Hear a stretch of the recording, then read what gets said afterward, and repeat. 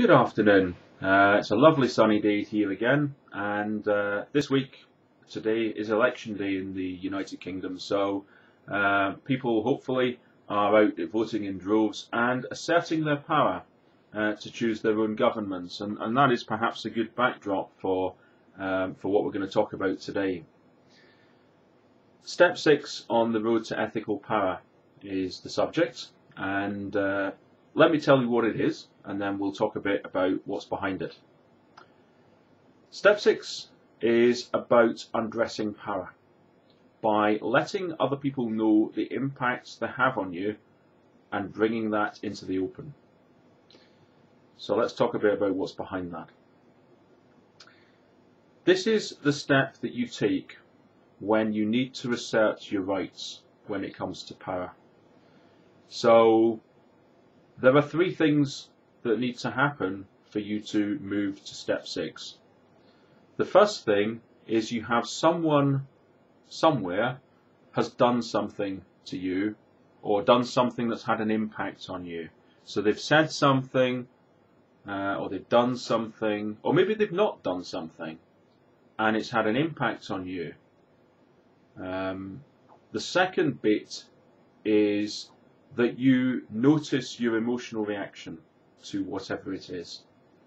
So it might be that a colleague of yours at work has put you down in public, has belittled your work perhaps, and you've noticed that's happened. It's undermined your power a bit, and you've got an emotional reaction. And that emotional reaction could be anything. It could be anger, it could be annoyance, it could be irritation. You might feel small, you've been put down, but you've connected with a feeling that is true for you. And the third thing that needs to be in place here is you make a decision that this is a battle worth fighting. In other words, you are going to say something. And you would do that by going back to the 5th step to ethical power, which was, if you remember, it was about connecting with the things that really matter to you, deciding what really matters. You know, what do you want to do with your life? And if someone is doing something that's crossing you there, this is a battle worth fighting. So how do you undress power? What do we mean by that? Well, what you're really doing is you're naming what's happening. You're naming the offence.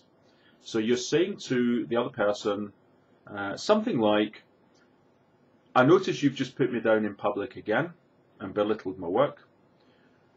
When you do that, I feel upset. In future, I'd like you to stop doing that. And if you have an issue, talk to me one-to-one. Or it might be, you know, when you turn up for work late, I feel put down upon because I have to do more work to cover for you. In future, I'd like you to get here on time. So whatever it is that's undermining your sense of power, you let them know what it is that they're doing, you let them know the impact it's having on you, and you let them know what it is you want them to do, or perhaps not to do, or what you want them to say or not to say. This step is a reactive approach to being assertive. And by reactive, I mean it's what you do when someone has crossed the line with you and you feel sufficiently motivated to say something about it. It is important that you do it in an ethical, respectful way so that you don't go undermining someone else's power. And often that is the route to an argument or a blowout, because they then feel you've crossed their line and made an incursion onto their power territory. So doing it ethically and respectfully is important, but doing it in an honest way and not a way that dresses it all up in flowery language is also important. So make sure you keep your statements brief. Make sure they understand what it is they've done or said, and that they understand the impact on you. Now, the conversation from that point can go one of a couple of directions. often they will be completely oblivious to the impact they're having on you. And so even just letting them know will resolve 90% of these situations going forward. There are occasions when people might say, well, actually, I'm not fussed if you feel like that. And that will take more to resolve. But what you have at least started to do is to mark your territory out in that situation. And you are letting them know that for you, they're crossing a line.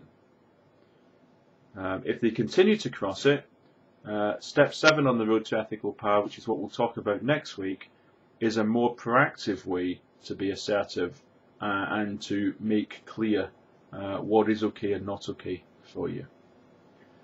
But we'll leave it there just now. So step 6 on the road to ethical power, getting tongue-tied here, is to let other people know the impact their behaviour is having on you in such a way that you bring it into the open.